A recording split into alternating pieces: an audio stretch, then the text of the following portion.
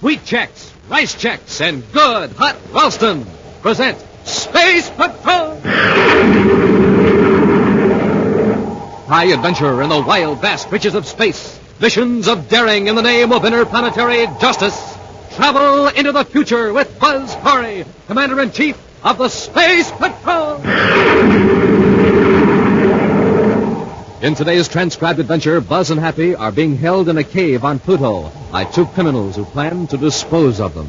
Now the Commander and Happy have managed to get to a spaceophone in the cave. All the meters check, Happy. There's nothing wrong with the spaceophone after all. That's great. We can have a whole squadron of Space Patrol ships out here in a few minutes. This is an emergency call from Commander Corey to Pluto City Space Patrol Unit. Send ships to Sector G-18. Look for my ship, Terra 5, grounded near a steep bluff. Professor Walker, Cadet Happy, and myself are being held... Look out, Commander! Use the ray gun quickly! I want to get Corey permanently! We'll return in just a moment with today's Space Patrol adventure, The Prisoners of Pluto.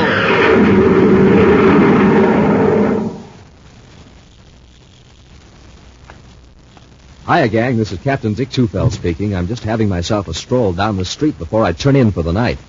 Uh-oh, what's that light blinking in the window of that house across the street?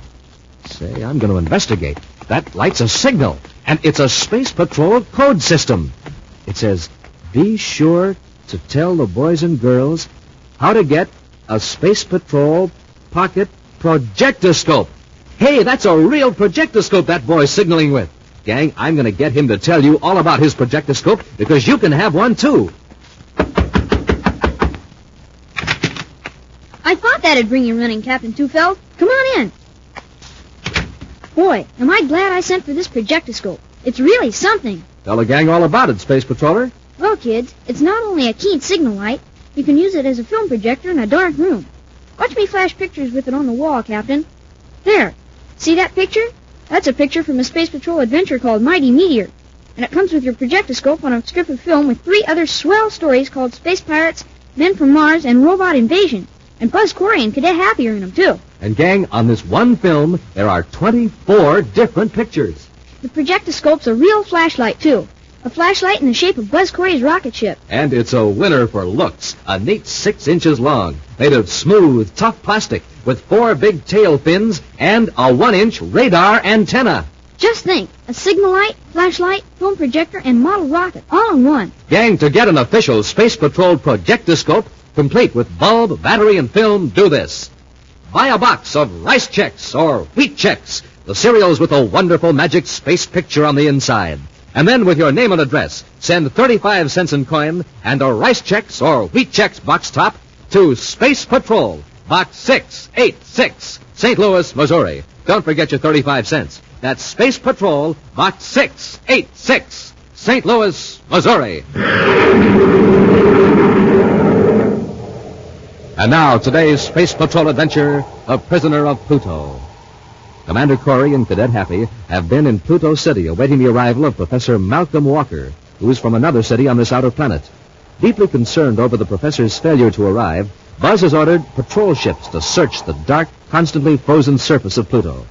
Several hours later, Buzz and Happy join in the search, scanning rocky crags and valleys of frozen air with infrared probe rays from their ship Terra 5. Finally, Buzz sees the wreckage of a small lab ship at the base of a long slope. Now, in their spacesuits, Buzz and Happy are climbing the slope in order to investigate the wreckage. The ship doesn't look too badly damaged, Commander. Even a tiny hole in the hull would be serious damage here on Pluto, Happy. Unless Professor Walker managed to get into a spacesuit, the intense cold and lack of air would finish him in a few seconds.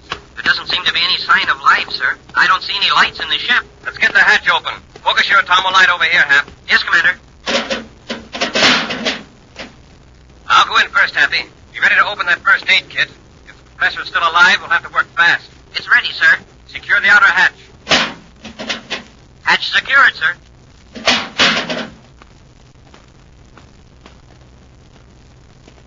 Well, he's not in the control section. Want me to check the aft compartment, sir? All right. He may have sealed himself in after the crash. Hey, wait. What's this on the control panel? It looks like a note, Commander. Hold your light on it. Ship crashed due to instrument failure. Spaceophone equipment damaged by crash. I am not hurt. 2 hours after crash, I thought I saw a flash of light due west. Since rescue at this position is unlikely, I've gone to investigate source of light. I shall appreciate finder of this note relaying this information to Commander Corey of the Space Patrol, who is now in Pluto City. I'm carrying a projectoscope and an atomo light. Professor Malcolm Walker. Professor Walker should have stayed with the ship. Well, it's good to know he wasn't hurt. But I wonder what caused that flash of light he saw. There's nothing out here in this part of Pluto, unless another search ship has landed here. I believe the light was probably a reflection in the frozen air that covers the ground. A reflection from a ship far above this planet. Well, if Professor Walker took an atomo light with him, it shouldn't be too hard to find. Let's get back to our ship, Happy. We can head due west at low altitude and see if we can locate him. Right, sir. First, just to prevent any further wild chases all over Pluto, I'll add to this note in the event he returns here. I'll ask him to remain. Just a minute. There he is on the sled, just like I told you on the space phone. Found him unconscious, almost tripped over him in the dark. All right. Let's lift him out of this airlock. Say, didn't you chop any more frozen air, Orman? That first load will hold us until we find out who this guy is. Just set him down here. Well, anyway, he isn't with the Space Patrol. His suit says United Planets Research Foundation. What kind of a research would he be doing out here? His eyes are open now, Hagel. Open his face, please. We'll find out who he is. Wait, Orman. Chances are he's just lost.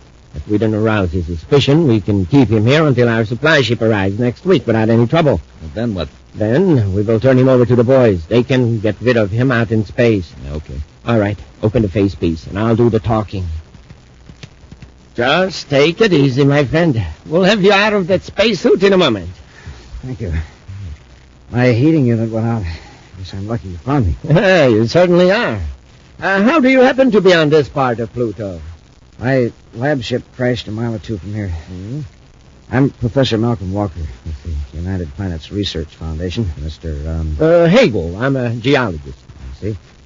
I wonder if you would let me use your spaceophone to contact a friend of mine in Pluto City. He's probably worried about me. Well, as a matter of fact, we're having a little trouble with our spaceophone transmitter. As soon as my partner can repair it, we'll be glad to let you send a message. Thank you. Of course, it may take several days. Several days? Yes. You see, we don't have much spare equipment here, but our regular supply and relief ship should be here in about a week. You will be able to go back with them. It's rather inconvenient. What am I complaining about? Here I am, recently saved from certain death, and I'm fretting about spending a few days in a warm cave with congenial companions. I understand exactly how you feel. Oh, by the way, was my projectoscope signal light on when you found me? Signal light?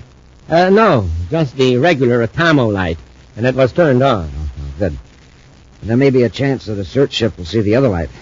I remember dropping it just before I collapsed. I'm afraid I was so numb with cold that I don't remember exactly. You had a signal light? Yes, as I said. I see. Professor, if you'll come with me, I'll get you something to eat. I'm sure you must be quite hungry after the ordeal you had. If you just go into the next room and make yourself comfortable. Right through the door. I'll be right in. Thank you, Mr. Hagel. I'm most grateful. Oh, you're entirely welcome. Oh, Rorman, could I speak to you for a moment? Yeah, Hagel, what is it? Well, I'm afraid you'll have to go out again and get some more air, after all. Go out there again? Yes, please. The old fool has dropped the signal light. You will have to find it before a search ship spots it. Now get going. The signal light, that's all we need. Yeah, hurry. I'll prepare a snack for our guest.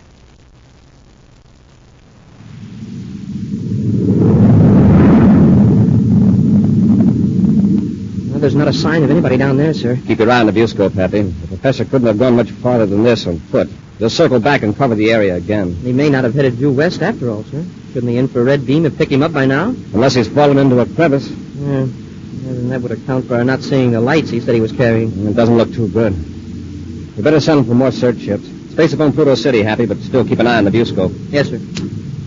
Cadet Happy aboard Terra 5 calling Pluto City Space Patrol. Cadet Happy Now, hold aboard... it a minute, Hap. Check your transmitter settings. Yes, sir. Seems all right to me. Oh, I forgot about the new double scrambler circuit. You were on two frequencies, Pluto City and Terra headquarters. Yeah, I'll have to watch that. Terra would probably wonder why we were bothering them with a Pluto search problem. The double scrambler is a good security measure, Hap. You can send the same message in two different codes, and no outsider listening in can tell if the same message is being sent. Now, well, I've got it set for Pluto City alone now, Commander. Fine, Hap. Smoking rockets.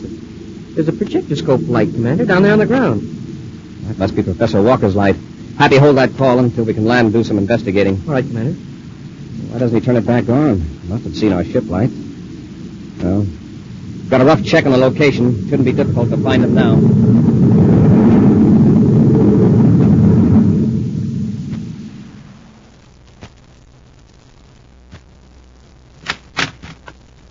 Well, that didn't take you long.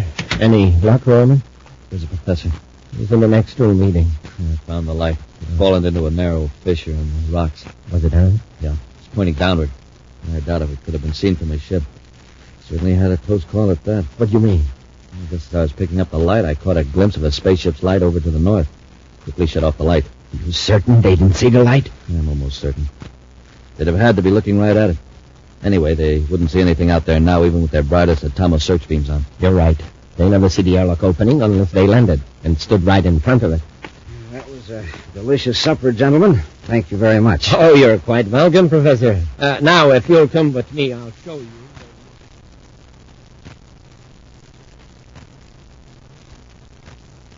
Well, you won't give us any trouble for a few hours. You asleep? Yeah, dropped off the moment he laid down. Look, Hagel, why can't we get the supply ship here quicker? We can space phone him tonight. That would be pretty stupid, Rorman. With search ships flying around this area. In a week, they'll have given out the search. Then it will be safe for the supply ship to land. I'm sick of hiding out in this cave. We've been here 10 months. Surely the Space Patrol isn't still looking for us after all that time. Well, I'd rather be here than in some Space Patrol detention center, undergoing suspended animation. Yeah, I'd like to know how this differs from suspended animation.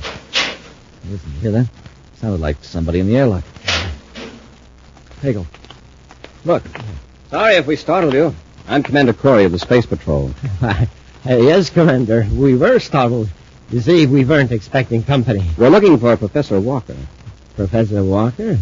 Why, there is no one here but my partner and myself. Professor Walker's lab ship crashed near here. Yeah, we found a note that it was headed in this general direction. Oh, and he probably went right on past our airlock. We often miss it ourselves. I don't imagine he's very far away. You're sure you haven't seen him? Oh, no, we haven't seen anyone. Have we, Mr. Evans? No, of course not. In case you hear anything about him, would you please notify the United Planets Research Foundation? The United Planets Research Foundation? I see. If you forget the name, you'll find it engraved on this projectoscope you have here on the table. Projectoscope? This one, Mr. Hagel. Hagel? I don't believe I told you my name. You didn't. You looked familiar to me when I first came in. I just recalled where I'd seen your picture. And where was that, Commander? We have a method of remembering faces we see in the Space Patrol wanted files. I don't believe I understand. It's very simple, but I'm not going to explain it now. If Professor Walker isn't here and you haven't seen him, how do you happen to have his projectoscope? Rorman, get them. Commander! Here we are, Cadet. Nice work, Rorman. I saw the commander edging toward the projectoscope. I couldn't grab it in time. It's probably just as well. Corey and the cadet have forced our hands. Now we'll have to play it safe. Lock them up. We'll get rid of them and the professor, too. We'll be back with Space Patrol in just a moment. Hi, gang. This is Captain Dick Tufeld speaking from the Interplanetary School Stadium on Terra. I just saw a swell baseball game here. Listen to that crowd cheer the winners. Yes, it sure is fun when you're a winner. And here's something like that. But remember, to be a winner, you have to get supercharged. And here's the way to take care of that. Eat a good breakfast with Rice Chex or Wheat Chex, the bite-sized super cereals that help to supercharge you. Delicious! And there's plenty of zing in that Rice Chex flavor. And man, oh man, Rice Chex biscuits are toasted and toasted to make them crisper and crisper. And Wheat Chex? Ah, there's a flavor you'd fly to the moon for. Now, gang, remember, it's fun to be a winner, and hear this. So move right up and be a winner. Move right up to the breakfast table for the breakfast that supercharges you. A power breakfast with the super cereals, Rice Chex or Wheat Chex. The cereals with Buzz Corey or Cadet Happy on the outside, and the wonderful magic space picture on the inside. And now back to today's Space Patrol adventure, The Prisoner of Pluto. Buzz Corey and Cadet Happy have been led to a secret cave on the dark, frozen planet Jupiter by a projectoscope signal lamp dropped by Professor Walker when he collapsed in his spacesuit near the cave airlock. Confronted by the commander, the two criminals, Hegel and Rorman, first denied they had seen the professor. But when Buzz discovered the professor's telltale projectoscope, the two fugitives rendered Buzz and Happy helpless with a paralyzer ray gun. Now, still under the effect of the paralyzer rays, Buzz and Happy have been carried to a cave room next to the one in which Professor Walker lies sleeping. Okay, come on, let's get going. Paralyzer's ray out to hold them for another half hour. That'll be plenty of time. Did you hear that, Happy? Yes, Commander. Try moving your arms and legs. I've already tried, sir. My paralyzer ray seems to have worn off. Good. The spacesuits protected us from the full effect. Let's try to locate a spaceophone and alert Pluto City. How about the spacephones in our spacesuits? Remember, we're inside a cave. A long distance from Pluto City. The signal won't carry. Oh, that's right, sir. Well, Hegel must have a spacephone in here. We'll search the cave first and find Professor Walker. Then we'll see what we can do about a spacephone.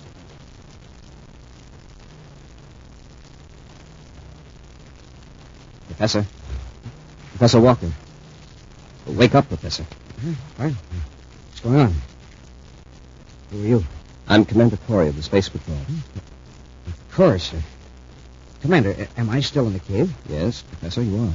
Yeah, that's a relief. I'm afraid I owe Mr. Hegel and Mr. Rorman an apology. You do? Yes. For a brief moment a while ago, I suspected them of trying to keep my presence here a secret. Isn't that ridiculous? I suppose it was due to my fatigue and fear after cracking up. Now, listen, Professor, there isn't much time. Your suspicions were correct. Hegel and Rorman are criminals. What? The Space Patrol has been searching for them for months. You happened to stumble on their hideout. Then you captured them? Not yet, but we will. We'll need your help. Where's their spaceophone? Spaceophone? They told me it was out of commission. Well, I'll bet they've got a spacephone around here somewhere. And in good working order, too. Well, we'll check. Professor, better get your spacesuit on. Be ready to move out of here in a hurry. I certainly will, Commander. Come on, Happy. We'll try to locate Hegel.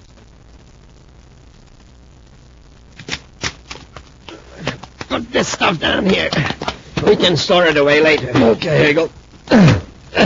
Say, this is a real haul. We got quite a load of supplies out of their ship, didn't we? Yeah, we sure did. Now, let's get the three of them and put them on Corey's ship. Have your ray gun handy. We may have to give them another blast. All right.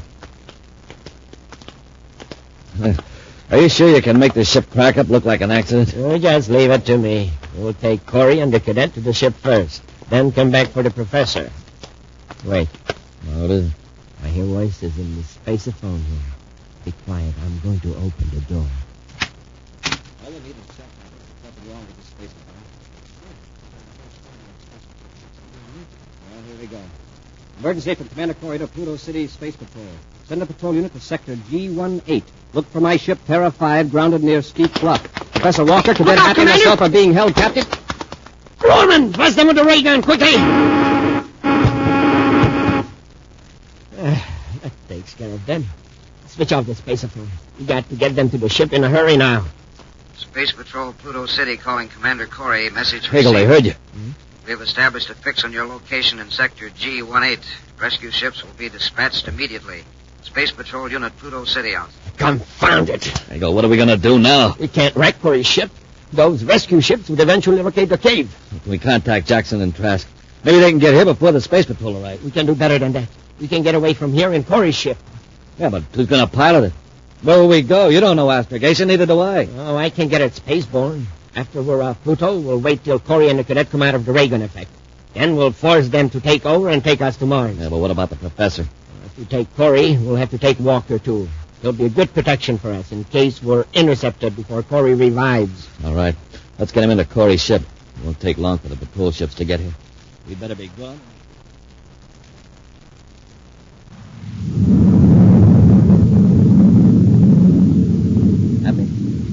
Happy, are you awake? Huh? Yeah, yes, sir. Hey, where are we? Aboard Terra 5. Commander, you got us off Pluto. Well, the last thing I remember was having Hegel and Rorman surprise us when we were using the spaceophone. How did you manage to get us away? I'm afraid I didn't. Hegel and his partner put all three of us aboard our ship. Oh, Commander, Yes, Professor? I don't suppose you know where they're taking us? No, I don't. You? To Mars. They were talking after they used the ray gun on you and the cadet. To Mars?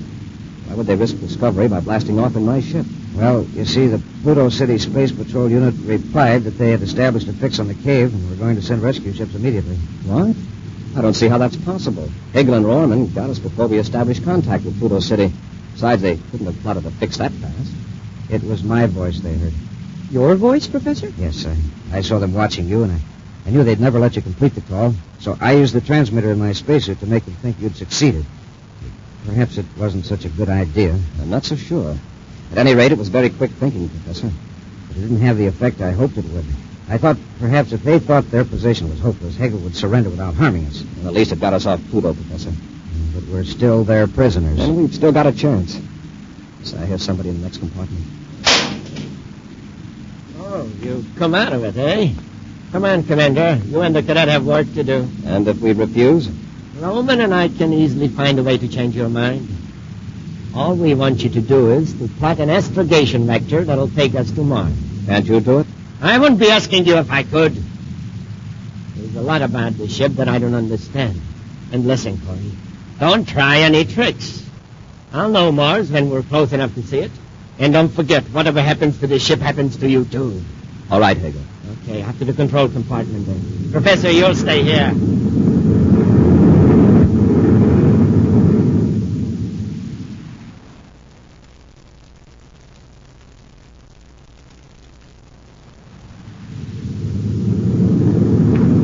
All right, Hegel, there you are.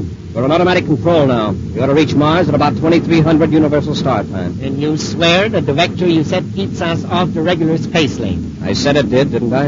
I'm going to watch that viewscope, Corey. And if another ship appears following us, you'll regret it. Well, can we help it if somebody sees us accidentally? It'll be up to both of you to avoid that accident. Yeah. Now look, Corey. I want my men to meet us on the Martian plane and pick us up there. Turn on that spaceophone so that I can contact them. And no fix on this either. I don't know how this thing works, but I do know when the scrambler circle is set to the right combination. And which one is that? Scrambler code 31567. Now set it. All right. That's it. Now cut on the transmitter. This is Hagel calling Jet Trask at Saturn City. Hagel calling Jet Trask at Saturn City. I hope he and Jackson are near the receiver. Hagel, spaceborne out of Pluto, calling Jet Trask at Saturn City. Maybe Corey's trying something funny. Spacephone's on, don't worry. Hagel to Trask. Trask here. Go ahead, boss. Trask, listen carefully. I got a job for you. How did you get off Pluto? I thought Just you were... listen. I want you to take a ship and meet me on the Martian plane, Sector 5G. We'll be there at about 2300 Universal Star Time. Got it. I'll be there. I'll be aboard Commander Corey's space battle cruiser, the Terra 5. What? Hey, listen, are you making a deal with Corey? Don't be a fool, Trask. If I were double-crossing you, would I use Corey's ship? I've got Corey and his cadet and Professor Walker here at the ray gun point. Okay, Hagel. I'll pick you up at Sector 5G, Martian plane at 2300 hours Universal Star Time. All right, Trask. Hagel out. Cut it out, Corey. Roman, take Corey and the cadet back to the compartment. We'll bring them out again when it's time to land on Mars.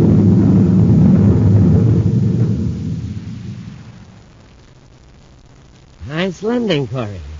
And now this is where we say goodbye. Yeah, we'll miss you. You won't miss a thing from now on. Yeah, this is it. For all three of you.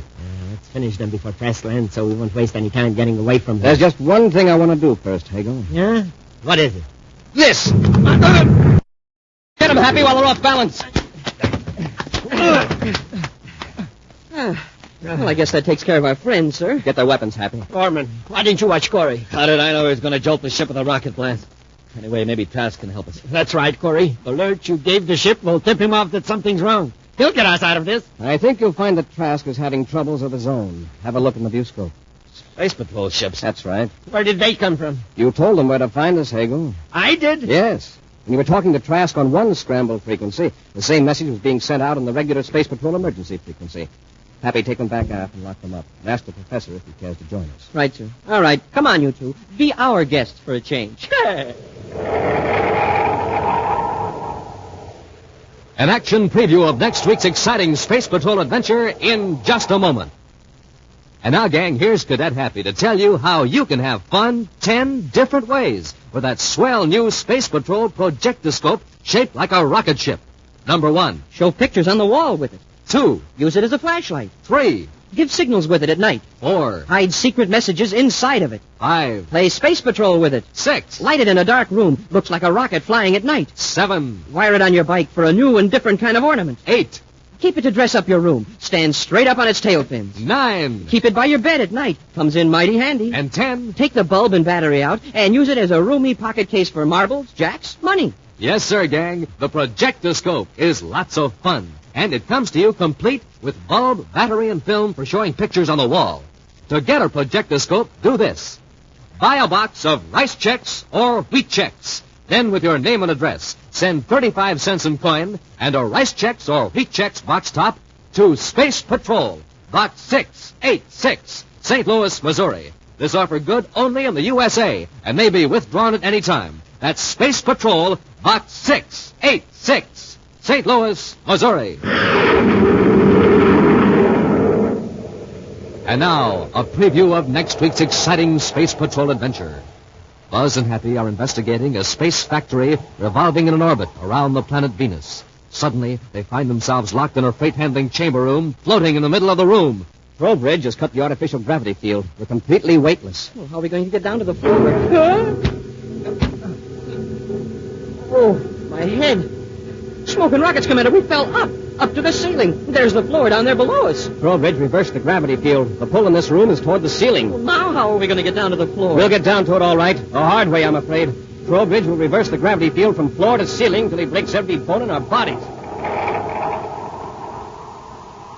Be sure to listen next Saturday for the exciting story, The Venus Space Factory, when wheat checks, rice checks, and good hot Ralston again bring you Space Patrol! Special bulletin for boys and girls in Springfield, Illinois, Terre Haute, Indiana, and Washington, D.C. Buzz Corey's own space battle cruiser, the Ralston Rocket, will be in your area next week. Don't miss it. The Ralston Rocket. Boys and girls, this is your commander speaking. Help science help you. Give every nickel and dime you can to the American Cancer Society. Space Patrol, an original Mike Moser production starring Ed Kemmer as Commander Corey and Lynn Osborne as Cadet Happy, was written by Lou Houston and directed by Larry Robertson. Other players were Ken Mayer, Norman Jolly, Bela Kovach, and Stephen Robertson. Dick Tufeld speaking. Now, don't forget to tune in next Saturday and every Saturday when wheat checks, rice checks, and good hot Ralston again present the new exciting Space Patrol. And be sure to see another exciting Space Patrol program on your local ABC TV station. Consult your local paper for time and channel. Space Patrol came to you transcribed from Hollywood. This is ABC Radio Network. Wheat checks, rice checks, and good hot Ralston present Space Patrol! High adventure and the wild, vast reaches of space. Missions of daring in the name of interplanetary justice. Travel into the future with Buzz Corey, Commander-in-Chief of the Space Patrol! In today's transcribed adventure, Buzz and Happy are investigating a space factory revolving in an orbit around the planet Venus. Suddenly, they find themselves locked in a freight-handling chamber floating in the middle of the room. They've cut the artificial gravity field. We're completely weightless. How are we going to get down to the floor? Oh, my head. Smoking rockets, Commander. We were pulled up to the ceiling. There's the floor down there below us. They reversed the gravity field. The pull in this room is toward the ceiling. Well, now how are we going to get down to the floor? We'll get down to it all right, the hard way, I'm afraid. They'll reverse the gravity field from floor to ceiling till they break every bone in our bodies. We'll return in just a moment with today's Space Patrol adventure, the Venus Space Factory. Hi, gang. Space Patrol Dick Tufeld reporting to you from the Terra Airport. Just got back from a trip to Venus, and boy, do I need supercharging. Well, I'll just have myself a Space Patrol breakfast with one of the super cereals, rice checks or wheat checks. They're bite-sized, you know, and so easy to eat and so different and delicious, the Commander made them official cereals of the Space Patrol. Try them yourself, gang, and don't wait. Not for a swell treat like rice checks and wheat checks. Try them today. And say, gang, here's something important. We are swamped with orders for space binoculars. We have plenty of them, but we just can't mail them out fast enough. So if you're waiting for space binoculars, please be patient. We'll soon be caught up. Well, I got to go get supercharged right now. See you later, gang.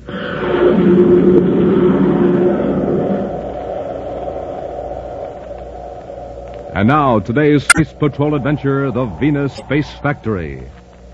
Swinging in wide orbits around the planet Venus are two gigantic constructions, popularly known as space factories. Power is obtained from the sun by use of solar energy reflectors. These privately owned factories are inspected at regular intervals by Space Patrol personnel to see that United Planets regulations are observed. Right now, in the control section office of one of the factories, Space Patrol Inspector Curtis is talking to Vincent Trowbridge, owner of the plant.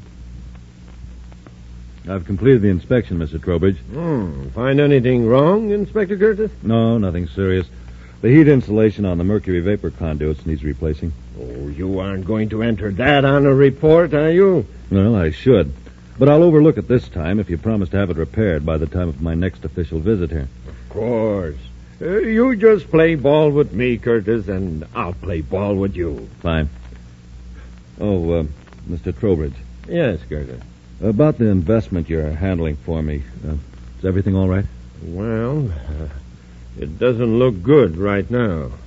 What, can I get my 10,000 credits back? Perhaps in a few months. A few months? Well, Mr. Trowbridge, you said last month we could expect a quick profit. Yes, I also said there were certain risks involved. You remember that, don't you? Yeah, but all our other investments, they turned out all right. They were for small amounts, 100 credits or so. I was counting on that money. You put me in a terrible spot. I didn't put you on the spot, Curtis. You insisted I take your money. It was your money, wasn't it? Yeah, of course it was, except for a few hundred I borrowed. But it has to be paid back right away. Well, I'm afraid there is nothing I can do. Well, look, you've got to help me. If the Space Patrol finds out I've been having business dealings with one of the firms I inspect, I'll lose my job. Well, you didn't worry much about that when you were winning. Yeah, it was foolish, I admit it. But I was relying on your business judgment. If this gets out, I'm finished. Perhaps I should have realized you weren't in a position to risk so much money. Tell you what. Suppose I return those 10,000 credits to you.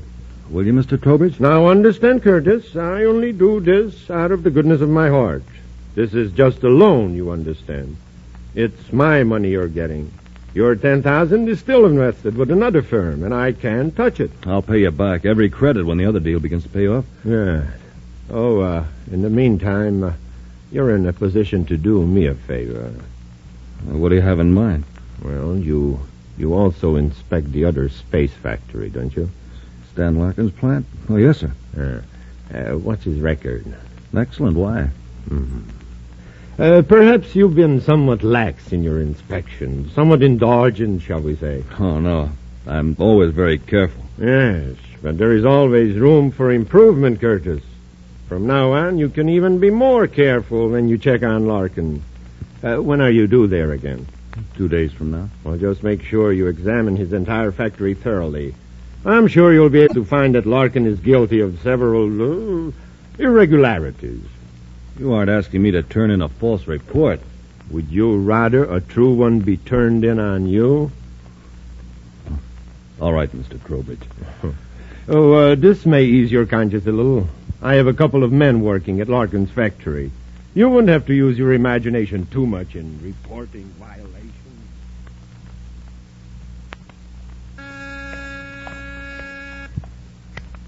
Commander Corey's office. Cadet Happy here. Yes, sir. All right, Major, I'll tell him. Well, what is it, Happy? It's Major Robertson, Commander. He says Inspector Curtis is due back at Venus City headquarters tomorrow. He's been on sick leave. Hap, remind me to spaceophone Curtis in the morning regarding the space factory report. Yes, sir. I can't understand what's happened to Stan Larkin's operation. Well, who is this Larkin, sir? He owns one of the 2 space factories circling Venus. The last 2 inspection reports have been pretty bad. Till 3 weeks ago, Larkin's plant had a very high rating. Well, what's the trouble, sir? Curtis listed 6 counts of defective safety equipment, including the main airlock. When he returned for another checkup 2 weeks later, 3 of the previous citations hadn't been corrected. Well, what about the Trowbridge station? Oh, that's excellent. You know, it looks to me as though Larkin's trying to cut corners. It's not a very smart move with a new government contract still sitting on the Secretary General's desk. That's not a smart move in any case, Happy.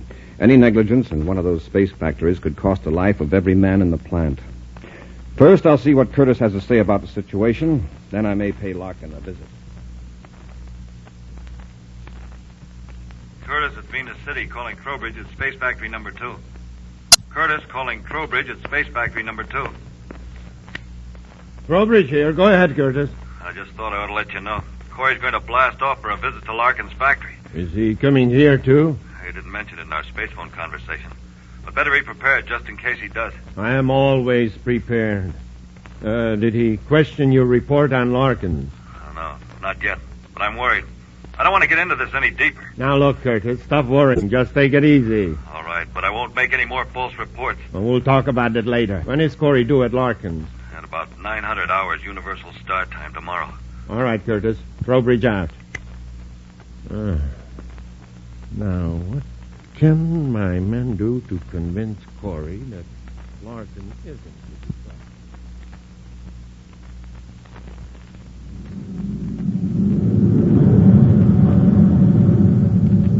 You could start decelerating now, Happy. We're nearly on the factory's orbit. It certainly doesn't look very solid, Commander. Like a bunch of wheels strung together with wire. Well, it would never do on a planet, of course, but out here in space with no gravity pull, it's strong enough. Where do we join airlock, sir? At the end of that tube projecting from the circular structure. We'll make our approach from the other side. It looks like we've got a clear approach on this vector, sir. Right. Let's contact Larkin and tell him we're coming in for inspection.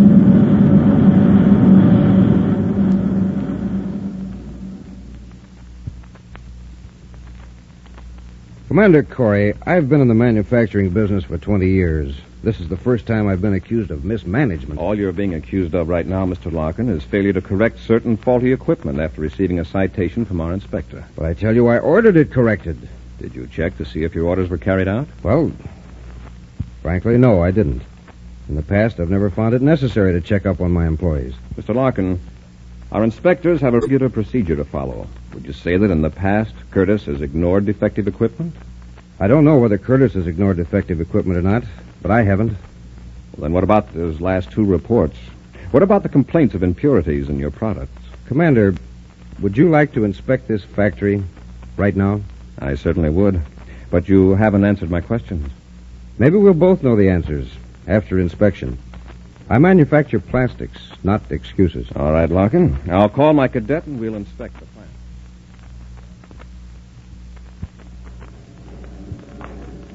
I'll say this for you, Larkin. Overall, your factory is run very efficiently.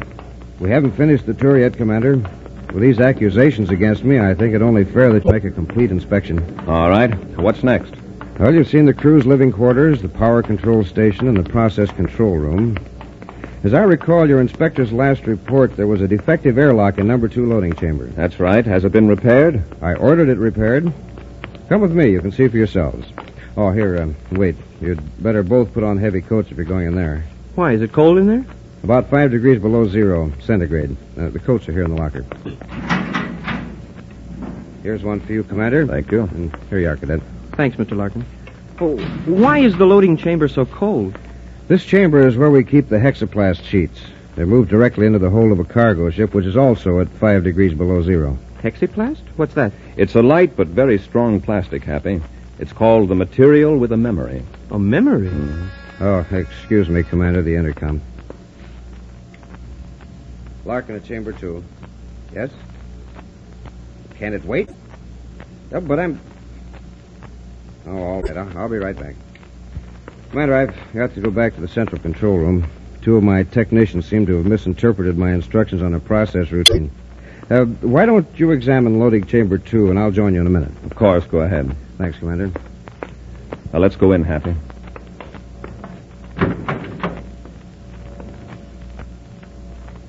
We'd better secure the door to hold the temperature down. Oh, it's not as cold in here as I expected it to be. It's a dry cold, low humidity. These coats are pretty heavy. Boy, there sure isn't much room to move around with all these bales stacked in here. Now, there's the airlock at the other end of the chamber. Let's check the indicator and see if there's any leakage. Yes, sir. Oh, by the way, Commander, what did you mean when you said hexaplast was a material with a memory? Well, it can be molded into a certain shape at a fairly high temperature. Then when it's cold, the way it is now, it flattens out. Uh-huh. When the temperature rises, it springs back into its original form, just as though its molecules remembered what shape to take. What was that? I don't know. It sounded as though something snapped. Oh, look, up there. The top bale came undone. Somebody did a sloppy job of packing it. Wow, there goes another one. Hey, look, it's moving. The cargo's shifting. We've got to get out of here, Happy.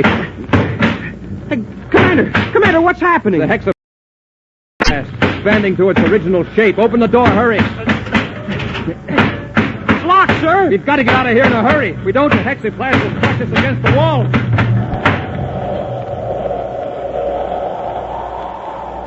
We'll return to Space Patrol in just a moment. This is Captain Dick Tufeld reporting the morning news direct from Terra City. First, the headlines. Commander Corey offers projectoscope to boys and girls on Earth. Space Patrol mail bags jammed with orders. The commander interrupts all communication lanes to warn projectoscope is offered for limited time only. Those are the headlines, now the details. Today, Buzz Corey is again offering all boys and girls a chance to send for the new 6-inch pocket projectoscope. This streamlined blue and yellow plastic model in the shape of the commander's rocket ship has been designed to do 3 important things. 1, to flash on and off so rapidly it can be used as a signal light. 2, to throw a steady beam of light so it can also be used as a flashlight. 3, to throw pictures on the wall by means of a special strip of film. Response from Earth has been terrific. Orders have been pouring in without let-up, but supplies are still big and work is on schedule. When a letter is received, a projectoscope is mailed at once. But Commander Corey warned in a special bulletin that the projectoscope could be offered for a limited time only. So, gang, send for your projectoscope today. Just buy a box of rice checks or wheat checks. Then, with your name and address, send 35 cents in coin and a rice checks or wheat checks box top to Space Patrol, Box 686, St. Louis, Missouri. This offer good only in the USA and may be withdrawn at any time. That's Space Patrol, Box 686, St. Louis, Missouri.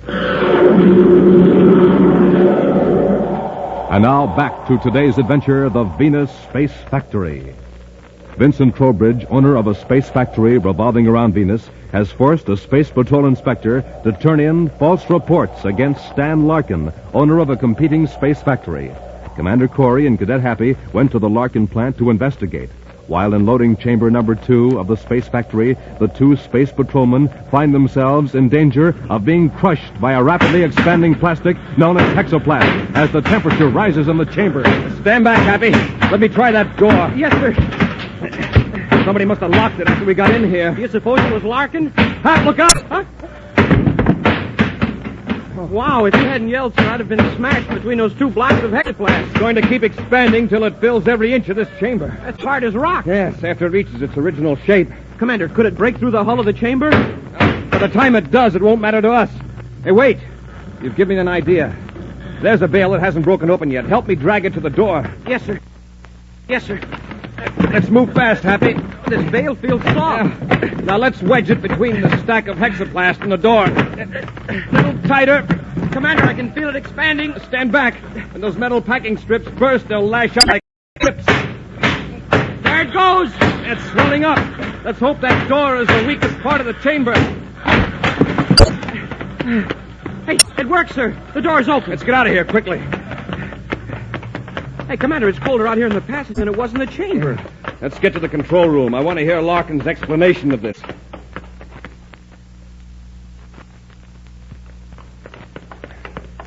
Here's the control room, Hap. Larkin. Commander, you're safe. And you know what happened in the loading chamber? Yes. Did you secure the outer door to the passage? Yes, I did. Now, maybe you'll tell me who locked the refrigeration door. Locked it? It wasn't locked. Oh, no? We had to use expanding hexaplast to break it open. You were in there with that wild plastic? Where did you think we were, Larkin? I don't know. I settled the argument between the 2 technicians, then I came back here and checked the instruments. I could see the temperature was rising in the loading chamber. And what made it rise? The thermostat must have been defective, but it's all right now. Even if the hexaplast bursts the chamber hull, we won't lose any air in the other sections of the factory. But I'd still like to know what made the temperature rise and the door lock just when Cadet Happy and I were in that chamber.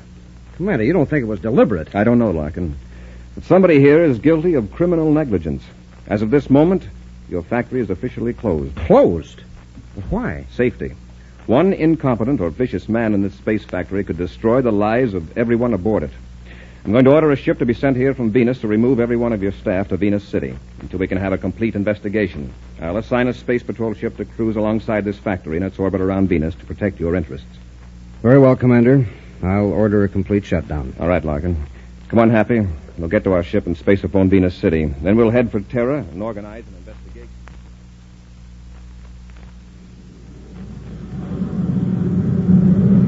Curtis calling Trowbridge aboard Space Factory number 2. Curtis calling Vincent Trowbridge at Space Factory number 2. Trowbridge here. Go ahead, Curtis. Are there any cargo ships loading or unloading at the factory? No ships aren't due till tomorrow. Why? I'm coming there to talk to you. What about? I'll tell you when I get there. Now, isn't that rather stupid? You aren't due to inspect for another 10 days. I'm nearly there. Have the airlocks ready. Why can't you tell me what you want over the spaceophone? We're both on the scramble circuit. I've got to talk to you. In person. All right, come ahead. But if you are in trouble, don't expect me to get you out of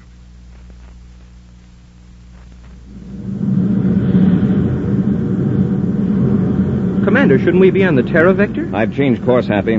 We're heading for the other space factory on the opposite side of Venus. Why? Is something wrong at the Trowbridge plant? Well, so far it's not as serious as what went on at Larkin's. I've been getting some interesting information from Major Robertson, though. Trowbridge has been putting out some defective plastics, too, worse than Larkin's. Was it in the inspector's report, sir? No. The Bureau of Standards discovered it. It should have been detected by our inspector at the factory. Yet he's consistently given Trowbridge a high efficiency rating. Does the same man check both factories? Yes, George Curtis. Well, maybe he needs a vacation. Yeah, he seemed to be right on his toes when he checked Larkin's plant. Venus City Space Control was supposed to notify me when they located Curtis. He's off duty for 18 hours, so he must be somewhere in the city. Oh, there's another collection of wheels in the viewscope, sir. We're getting close to the Trowbridge factory.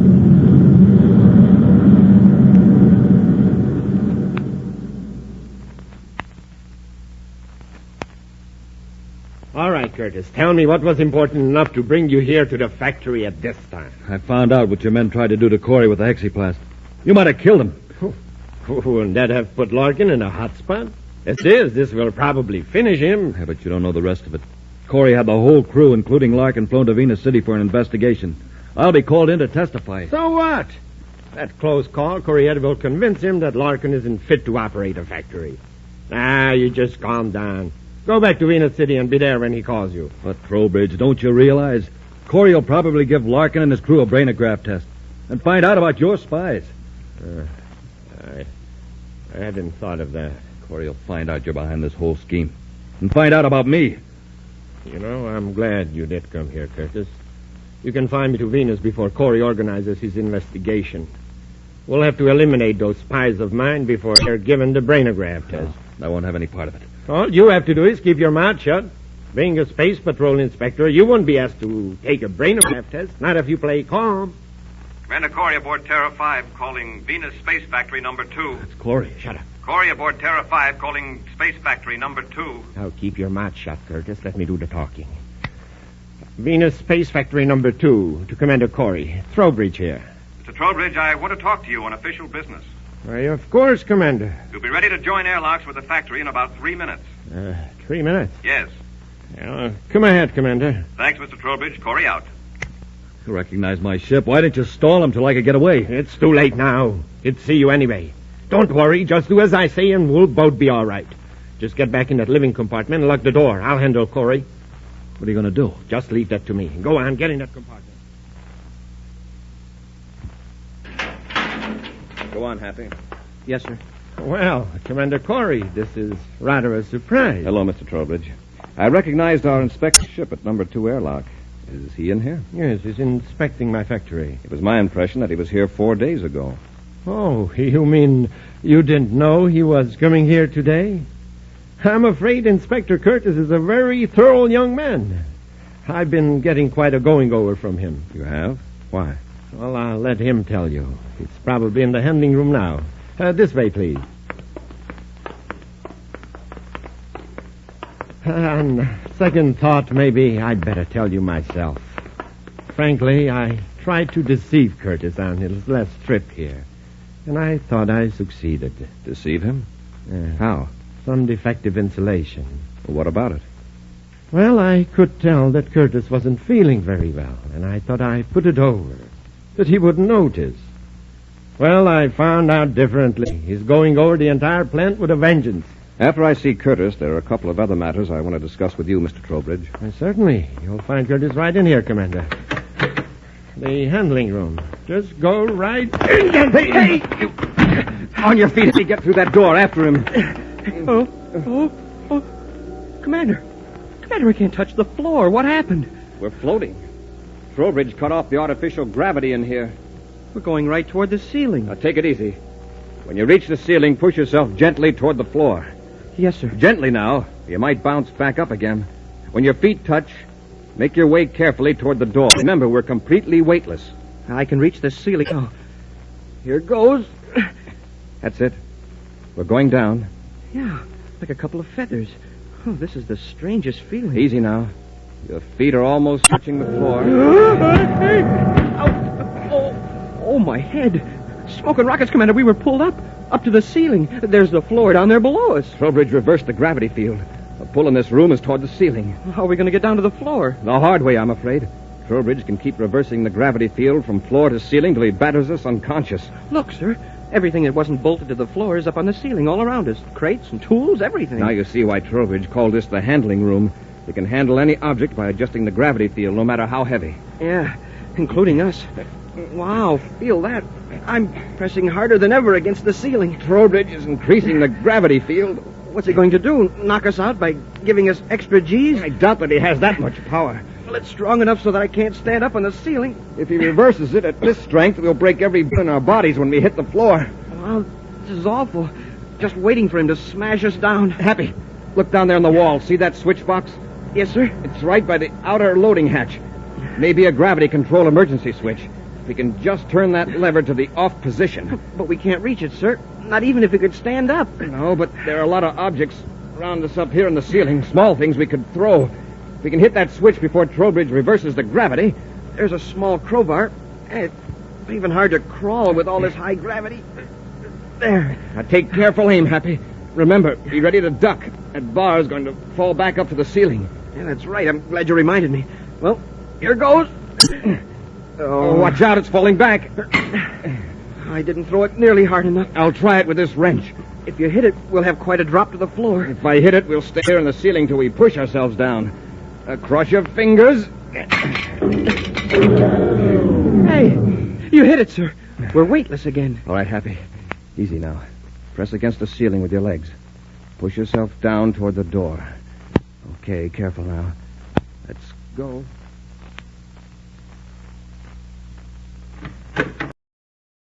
Come on, Curtis, quick.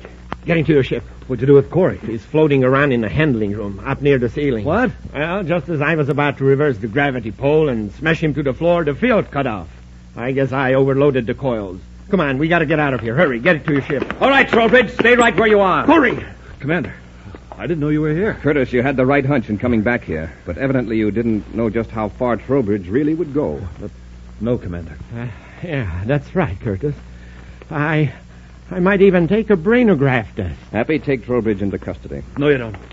Get your hands up, Cadet. Curtis. Go on, you too, Corey. Hey, what is this? Curtis, are you out of your mind? Good work, Curtis. Now, Corey, we'll see. Get him, Happy.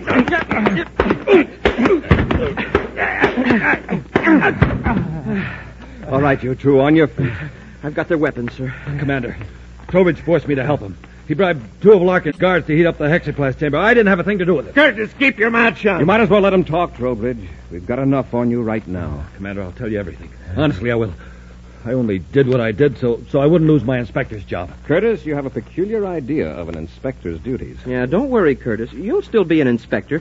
You can inspect the inside of a criminal rehabilitation center.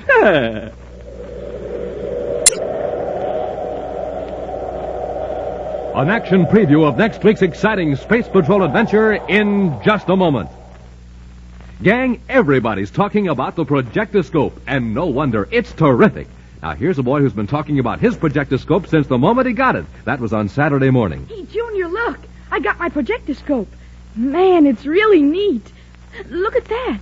It's shaped like a real outer space rocket ship with tail fins and a radar antenna. Sunday night, and he's still going strong. Hey, Dad, turn out the light. There now. I'm going to show you some pictures on the wall with my projectoscope. That's Buzz Corey and Cadet Happy you see there. In a real Space Patrol adventure. It's called Mighty Meteor.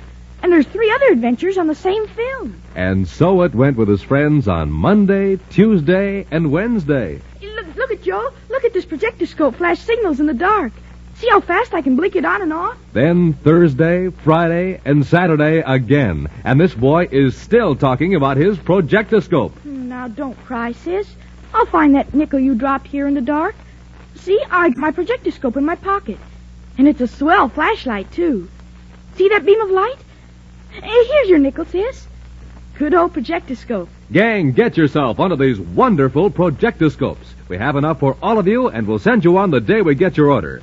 Just buy a box of rice checks or wheat checks. Then, with your name and address, send 35 cents in coin and a rice checks or wheat checks box top to Space Patrol, Box 686, St. Louis, Missouri. Write that down. Space Patrol, Box 686, St. Louis, Missouri.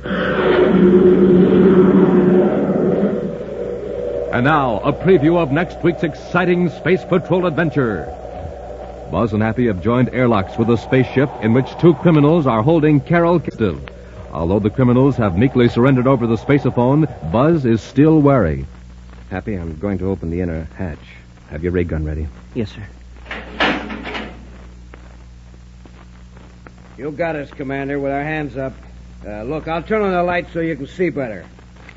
Happy, the lights. They're blinding, Commander. I can't see. Let them have it, Rambo. They can't see. They're helpless. Be sure to be with us next Saturday for the exciting story, The Cosmic Ray Detector, when wheat checks, rice checks, and good hot Ralston again bring you Space Patrol!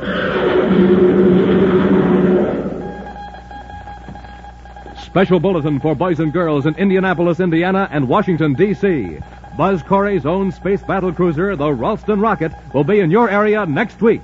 Don't miss it. The Ralston Rocket. Space Patrol, an original Mike Moser production starring Ed Kemmer as Commander Corey and Lynn Osborne as Cadet Happy, was written by Lou Houston and directed by Larry Robertson.